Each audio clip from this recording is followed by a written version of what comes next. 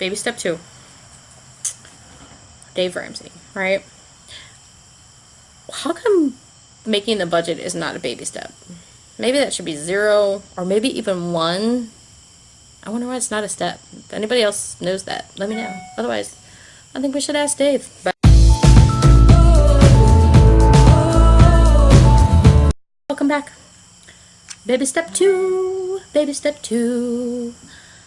It is paying off the debt. It is all unsecured debt. It's not regular living expenses. Okay, seriously. Like mortgage, lights, food, water, car.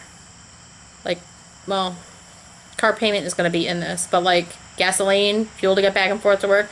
That is all in the essentials. That is not part of the debt. That should be in your budget. That is like regular living stuff along with food, clothes, whatever. Baby step 2 is unsecured debt. Credit cards, student loans, small personal loans. My baby step 2, and when I show you I'm going to do my screenshot later so you can see it and see my worksheet. I look at some of these people have like these elaborate spreadsheets, like Gia from Marriage and Motherhood. Like if you're looking for a template, hers is awesome. It's way more intricate than mine, but I created my spreadsheet like 15 years ago, and I just keep building off of it, so mine's all hodgepodge and weird. You'll see it. It's pretty sad. If you want a copy, I can send a copy to you, but Gia's is much better. You have to list all those debts. Mine, personally, I didn't have any school loans. Like, I went to community college the first 2 years, which cost like $5,000. I went to a private school my 3rd year. I went to Carthage in Kenosha for a year. I did not like it there. It was very small. And it was like $21,000. After my academic scholarship was like $14,000 a year. And I wasn't happy. And so I moved to Chicago with my cousin, and she was working full-time living down there. And I just decided to move down there and go to school full-time. I went to the University of Illinois at Chicago, and I have 2 degrees from there. It's not a double major. I did do the I had extra 60 hours of work I had to put in.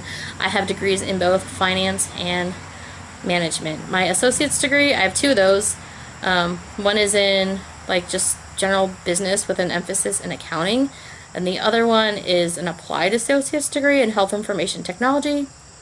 Because before my lawsuit happened and I lost my job, that was like the direction I was headed in. And then I had to start my own business to survive, because there was no way in hell I was going to find a job in the medical field that was going to pay my bills at the time. Because my bills are ginormous.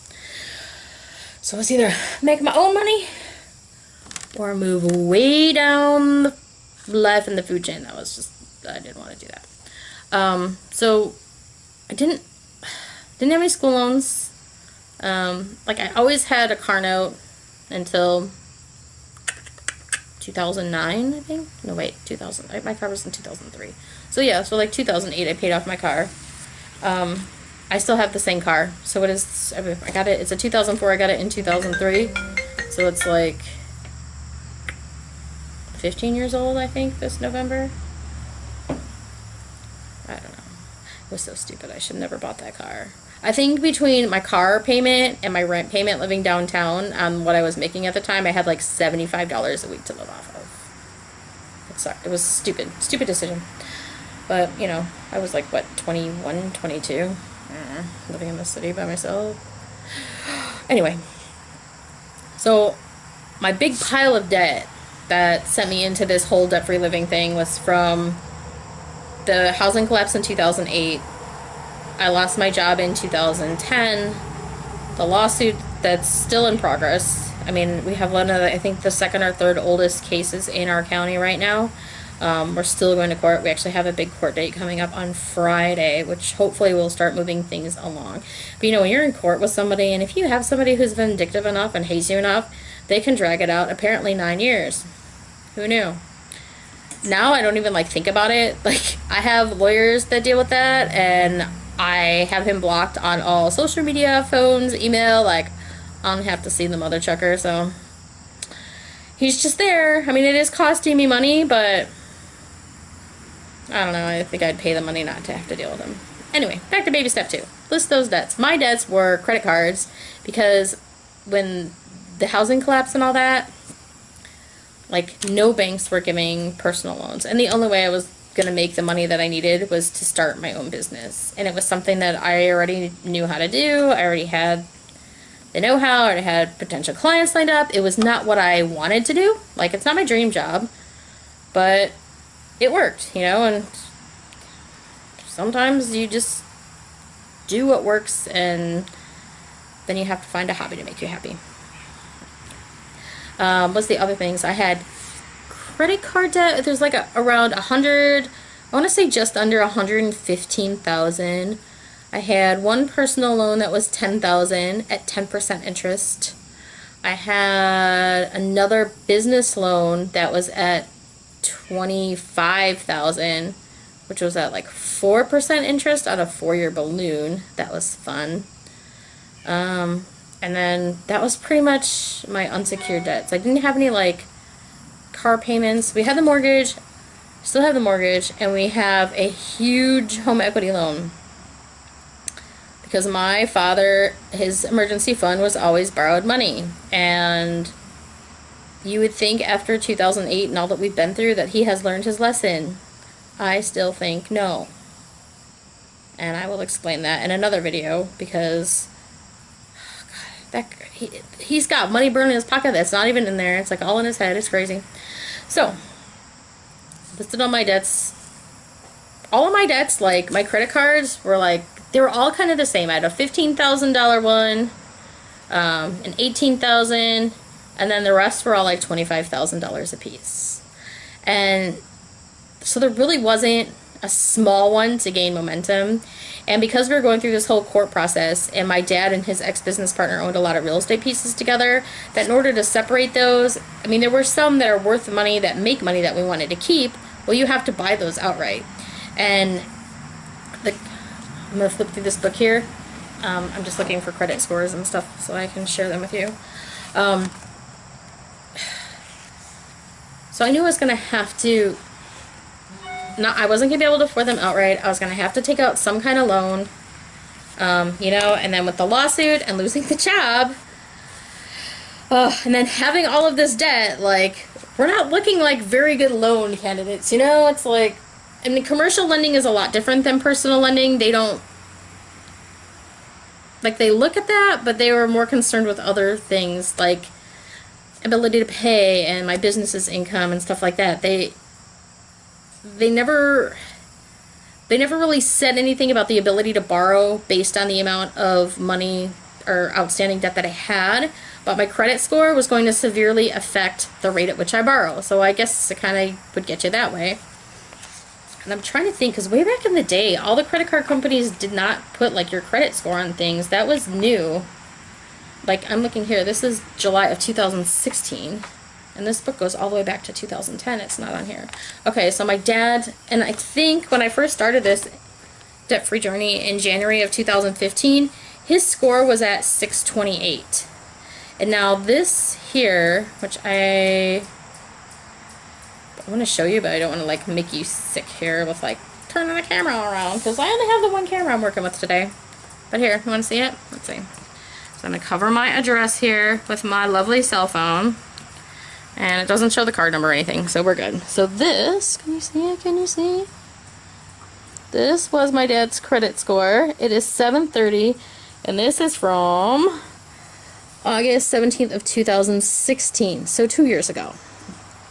And this would be like a year and a half into the debt payoff process. I also have the latest statement. I'm just kind of showing this stuff to show you credibility, because what I'm going to tell you about how I did baby step 2 and 3 together, and why I didn't use the snowball, and just the way I did things, so it makes kind of sense to you. Oh my gosh. I keep everything in binders by date, because when I go to purge my files, I don't like to have to sift through folders, so I don't keep that many accounts because I don't like paper. I consolidate wherever I can, because I'm crazy like that. So I just keep everything on big binders and bookshelves. I have like 1 2-drawer filing cabinet, that's it. Oh wait, no, I have 1 2-drawer, 1 4-drawer. The 4-drawer one only has 2 drawers. But here, block my address with the phone again. And this is, let me see this. I don't know. Okay, this is Dad's credit score. He's got 850 as of, can you read it? July 17th, 2018. That is the most recent statement in here. So it does work. Now, my dad always made his payments on time. His minimum payments, you know, he had the credit history. He had the ability to pay. But he had, I mean, the only thing that really changed his credit score was eliminating the percentage of the debt that he had. And after talking to our banker, which if you're a small business owner or if you're in a real estate type, if you're going to start your own business of any kind, you need to get in good with a small local bank. Because if you ever need a loan or help, that is the place to get it. You're going to get a much better interest rate than a lot of these online places or using a credit card. Which just after the housing collapse, they only wanted to give money to people who did not need money, and I did not qualify for that. But like, I have been following the same banker around since 2000, so like 18 years.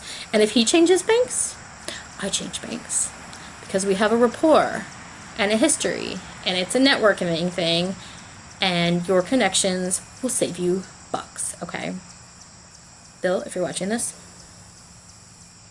miss you. Stop by. Come see me. Oh, so I'm talking to Bill. And he's like, hey. I'm like, you know, got the credit history thing. Got all the stuff. I mean, I was kind of surprised that his credit score was 628, really. I don't know. I don't even know how low they really go. I mean, I've seen some like in the 500s. And I just thought, like, cause his credit card was, or his credit history, like, the whole time growing up, like, just doing his, like, taking out car loans and stuff for him, like, was always in, like, the low to mid 700s. And mine was, too, pretty much, like, 747. I was a plane, you know? That's just, I was 747 forever. And he's like, well, you know, he's like, because even if I had all these credit cards open and I just had the one credit card that was like almost maxed out, that counts more against you than all the ones that are not maxed out, because you have a line of credit that's using over 30% of its available credit. And it's 30%. So basically, if the bank gives you, you know, a line of, or if a credit card company gives you $1,000 worth of credit, the second you use $3,001, negative points.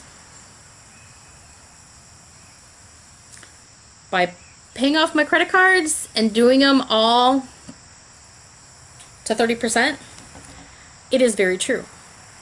Because even like the last year, as we were doing baby step 2, when I listed all of my debts, and then I paid whatever total amount I had. Like if I had 5 cards, and I just paid by the percentage of debt that they had. So if one card was 25% debt, that got 25% of the money available. If one card was 18% of the total debt, that one got 18% of the money available. And I paid them all equally, because he told me, he's like, seriously, if you have one card that you're borrowing over 30% of the available credit, negative points. And he's been doing this commercial lending thing for about 30 years. So I knew that the percentage of money borrowed mattered, but I guess you have to be in the industry a really long time to know like the magic number. And it used to be 40%, really, until about 2006 or 2007, it used to be 40%. But after the housing collapse and all the credit stuff, it went down to 30%.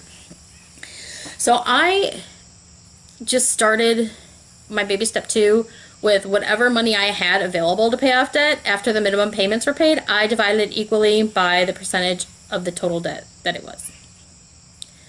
And it was a slow process. It was so long. Like, I don't want to say it was depressing, because it was not depressing. I mean, it's exciting to pay down your debt, especially when you want it to go down. I mean, your debt's still going down by the same amount. You just don't have that excitement of like losing one and putting it all towards the other, you know, losing another one and rolling it up. You know, it just, I never had that because of the loans I was going to have to take out. I really needed to boost the score because I knew boosting my credit score was going to save me tens of thousands of dollars a year with all the stuff I had to refinance. And it paid off. And because like I was, you know, and as I was going to refinance these loans, which I did through my small bank, the banker who told me about this, like once you have that rapport, like, I mean, he can do all he can for me, but my numbers are still my numbers. He's like, whatever I could do, but the credit score, he's like, I can't, like, you know, hello, TransUnion, can you make her a 750 or 850? No, they're not going to do that. So I had to work on that. And then I also had to have money to put down to maybe buy points or other things like that. So I lived on this 10-10-80 rule while doing baby. So I'm like, I'm taking my income, I'm paying what I have to pay, comes out of the 80%. I was putting, you know, we tithe 10 because we're Jesus people. We tithe. So 10% is going to God. 10% was going into savings, which first it went into baby step 1. Then it started going into baby step 3, and then the other 80% was paying for just our regular living expenses and paying down our debts. And I started January 1st of 2015, and we were debt-free in March of this year. So it was like 38 months, and then it took me another maybe 3 or 4 months to finish up my fully funded emergency fund. And when you're like that last like year of baby step 2, when all those numbers were so low, like after I did get to where they were all under 30%, then I did go back to using the snowball of paying the little one. And once you pay it, when you get that momentum going, it is so much more exciting. Like if you're into this stuff, I mean, I just wanted it to go away. There was so much of it. To date, I have paid off, you'll see the number of my spreadsheet later, but I think it's about $216,000 worth of debt in like 42 months, maybe? Oh, it's a long time. Like, it is, like Dave Ramsey says, we don't sell microwaves, we sell crock pots here. It is a long time. And, you know, at baby step 2, at least you're like paying things off and they're going away. And it seems like the momentum is greater. You're like, yes, I'm killing this debt. And when you get into doing your fully funded emergency fund, it's not as exciting because it grows a lot slower, it seems. And like compared to that credit card interest at like, I don't know, 15 to 30%, the fully funded emergency fund that is supposed to be just readily available for when you need it, that interest in that savings account, like ours, and I think we have a pretty good rate right now. It was less than 1% when we started. Now I think with the prime rate going up the way it is, it's like at 2%. Yeah. I don't know. And so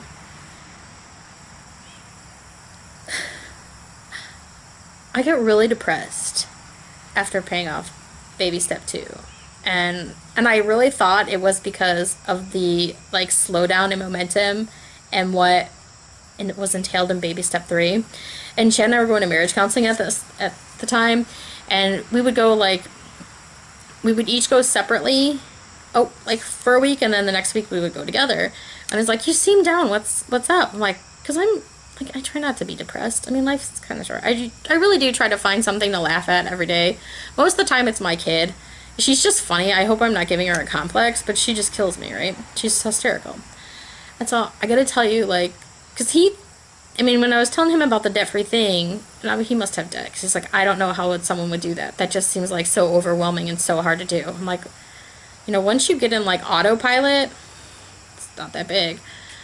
You know, it's boring and it's slow. You really do need to find some contentment, and I will share some of that kind of stuff with you on it later, but I paid off this debt, and I thought I would have like this big, huge wave of relief. I thought I would feel like, and yes. And that feeling lasted like 2 seconds. 2 seconds. And then I was totally bummed. And I'm like, you know, tell Ned, like, here we pay off this stuff. Like, it felt good for a second, but I'm like, I feel really sad. And he goes, well, you have a sense of loss. I'm like, yeah, I lost the debt. He goes, no. He's like, you can have like, you're depressed because it's still a loss. You have lost what you were working to do. Like, it's over with. You achieved it, which you gained that, but compared to like the impact it was having on your daily, weekly, monthly routine for so long, it's a loss. And I'm like, oh my God, it is. I was depressed because I lost all of my debt. Write it down. Crazy? Who knew? And then baby step 3 was just so boring. Like, I think if I'd have done them separately, I probably would have done like the minimum on baby step 3, because baby step 3 to me was like watching AstroTurf grow. It was so flipping slow. But that we just finished up. Actually, we just hit a number that we can agree on last week, because we had 3 months, then we had 6 months, and then we just decided to go a little bit further because being self-employed, you never know. And so we're on 4, 5, and 6, which I actually started 4, 5, and 6 like with baby step 3 because we weren't sure just how much we wanted to go. We were just putting money in that pile, but I wasn't going to put all the money in that pile because I don't know. So now we are officially in baby steps 4, 5, and 6. And I think if I really did the math, like of living expenses, I probably have a full year right now. If my dad would quit spending it. He's a spender, man. And you'll see, in my spreadsheets, you will see that my dad, like, does not contribute an income to my budget because I don't make him anymore. He's got his little retirement income that comes in every month, and that is just his spending money until something happens where I need it. I ask him not to spend it all and to put something on the side. I hope that he does. But I don't know. He's planning on buying furniture. Yesterday we went furniture shopping on Labor Day. Monday. And I'm like, so how are you going to pay for all this? Like, I'm going to put it on payments. And I just want to, like, smash my face into the wall. Like, really? Hello? Hello? Have you not been here for the past 4 years of sacrifice?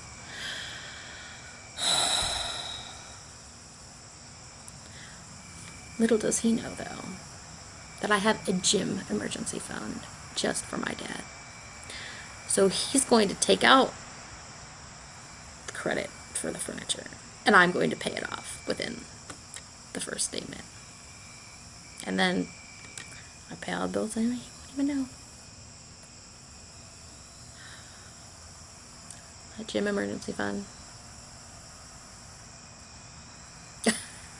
My life is so ridiculous. I also, like my mom, she does childcare for my sister and my family. Her money that she makes, because she makes so little doing what she does, because they're all family, she doesn't like to charge, her money does not contribute to the budget either. So it's basically my money, Chad's money, and then my dad, his rent money goes into our income, and what else? Oh, the money that he makes from the factory goes into it too. It's baby step 2. You know, baby step 2 seems really long, and paying off debt is exciting as it's like getting paid off, but it does take time and patience, and there are so many things that you can do to entertain yourself and your family, and so many different ways to be content through the process. And I really want to share all that with you. I think that's why I'm just covering some of these Dave Ramsey steps. I mean, like when I watch people on YouTube for the Dave Ramsey information, I don't enjoy really watching them pay their bills or do their budget.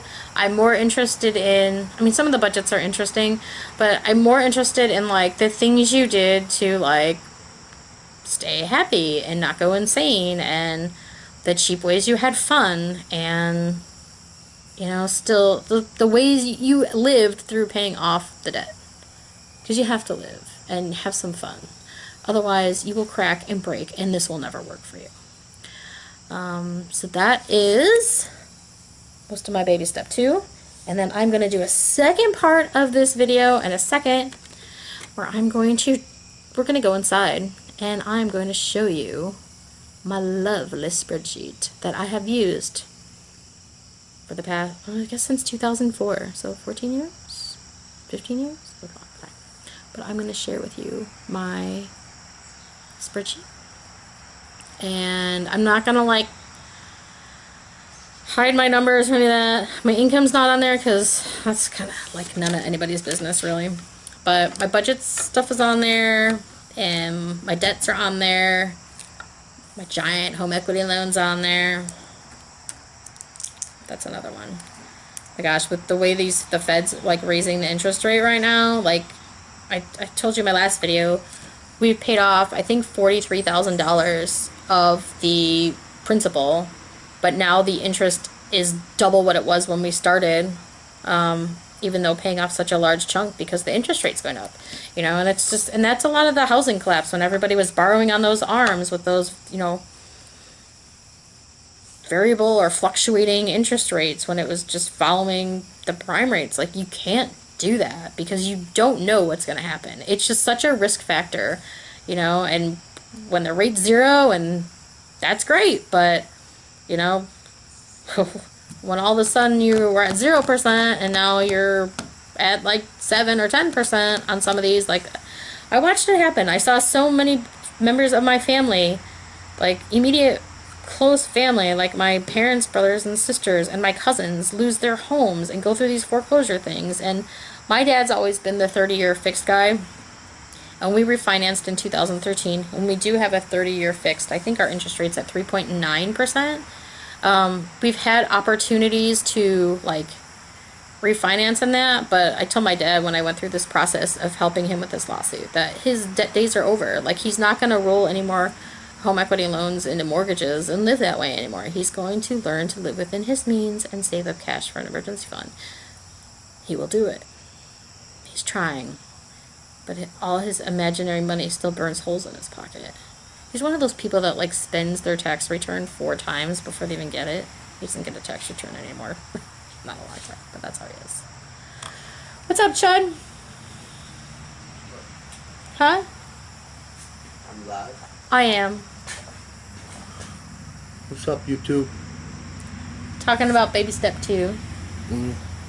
That it took like what?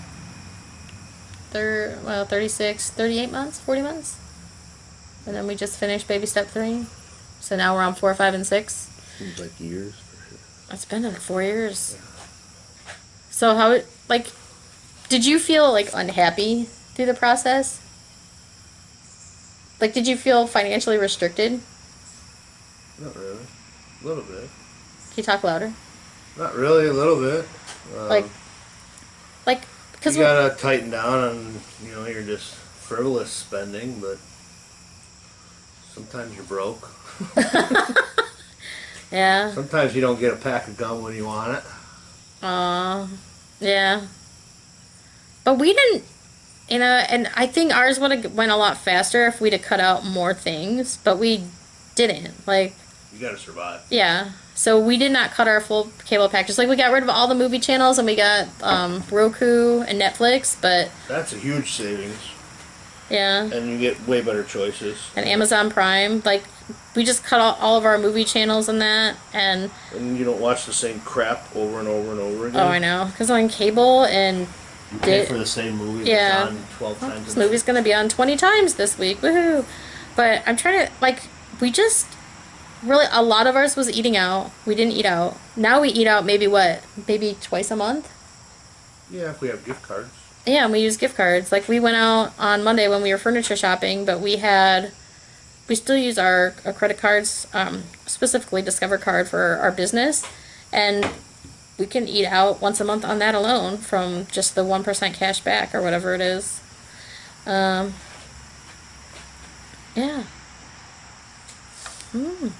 It's like long, but so we're gonna go in. I'll be back in a minute. I'll show you my spreadsheet. And then I do plan on doing a bunch of little videos just to like how to keep your spirits up through baby step 2, because there's quite a few things you can do. So I'm gonna get out of the bugs. I'll try to give you a different view of the backyard today so you don't have to look at our cars, but it's like totally overgrown.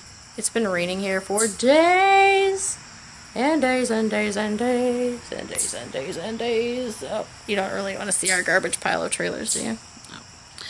Alrighty, I'll be back. Bye.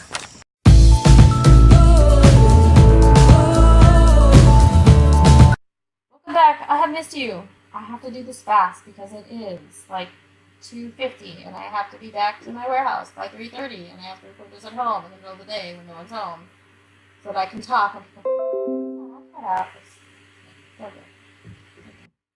Alright, so shut up. Alright, so last time we were talking about credit scores and how, if you're going to be told and live the whole Dave Ramsey lifestyle, you're not going to need a credit score if that's your route. Some of you maybe are like me, where you have other stuff going on where it's going to be a long time, and then raising your credit score and doing whatever you can to raise that score to lower your rates for loans and refinancing. Sometimes, it's be $1,000 difference over 4 years, not a big deal. In my situation, it was pieces of real estate, which was going to be tens of thousands, maybe even 100,000 plus of savings. So I had to. And I'm going to pull up some Discover things here. This is a snapshot of my little credit score from Discover Card. I don't know if this is the Equifax or TransUnion. I don't remember which one they use. Maybe it's on. Your credit score is a combination of things. It is, how many accounts you currently are using that, revolving installment loans. Revolving accounts are like credit cards, home equity loans, that type of thing. Installment loans are mortgages, car payments, that type of deal. Then the length of time that you borrow. You lose points sometimes for inquiries. Some of them don't count, some of them do. That's like if you're applying for cards or loans. This is the total percentage of revolving credit that I am using. This is very important to lowering your score. This number here, I have 1%. Anything below 30% is going to help you overall. You also need to have each individual account below 30% as well to really boost that score fast. That's mine. This is my dad's over here. Okay, log him out. Oh.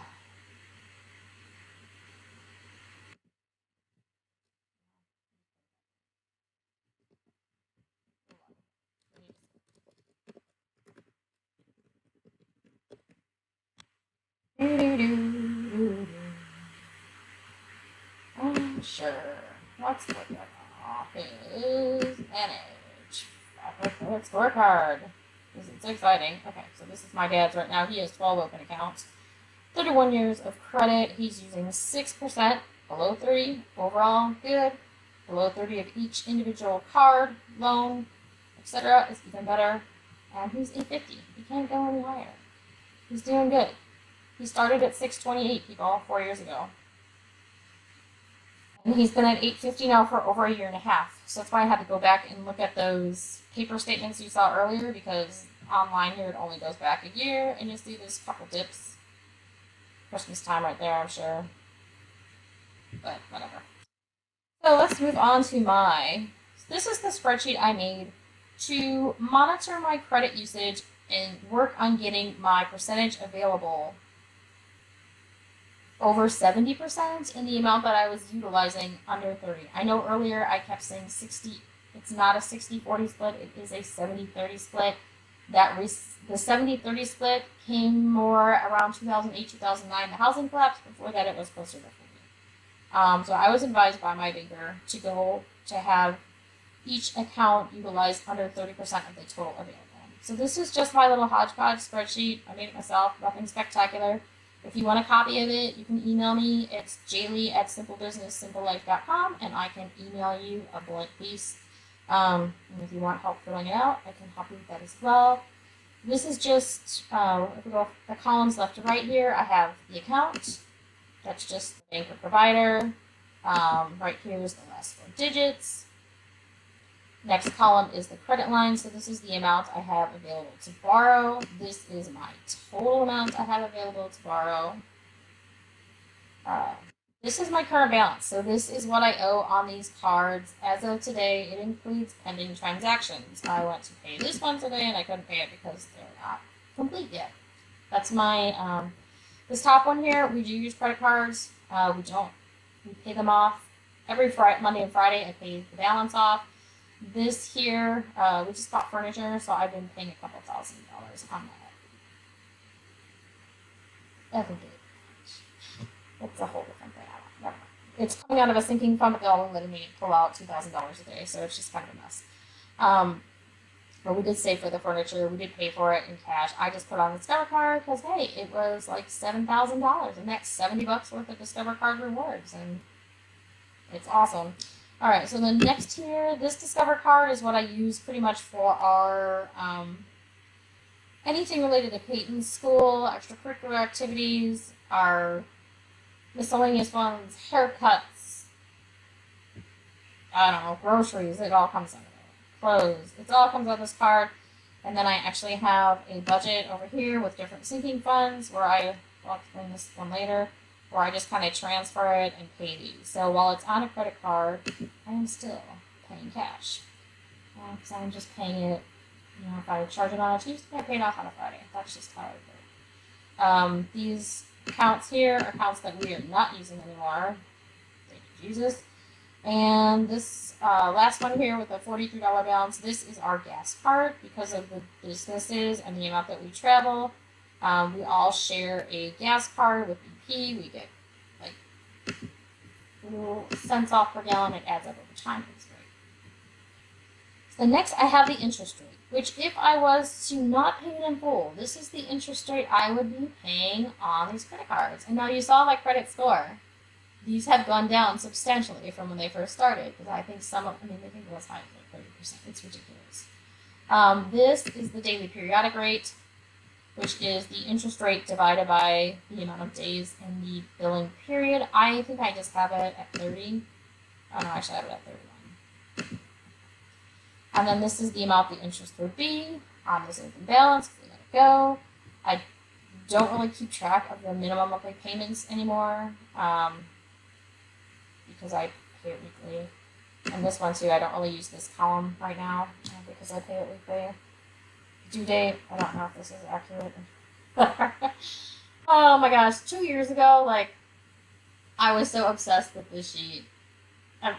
And now, like, once it got down that 30%, I just relaxed a little bit. This column here is the credit we have available. And then here is, not this stuff down here, but right here at the top, the percentage available. 70% is optimal. So your goal is to have 70% of every line of credit you have available. Helps to make a more positive score with a greater increase. If it is below 70%, you can pretty much count that every 60 to 90 days it is having a negative impact on your credit score. If you don't believe it, I don't know. All I can say is I did this over a 4-year period over the advice of my banker, who I've been dealing with for about almost 20 years, and this is the advice he gave me. And my credit score went from like the low 700s up to 811, and my dad's went from 628 up to 850. And then when you're doing something like this, the debt snowball works long term. But if you're trying to like really balance them all out so that you can get all of those lines of credit, so you have over 70% available and less than 30% borrowed, you kind of have to spread out your payment. And that's what these two columns here, I have what is listed as the percentage of debt owed and then the payment distribution. Okay. So percentage of debt owed would be, so right here, this $4,343 is the total I owe on the 3 cards that I have open balance on.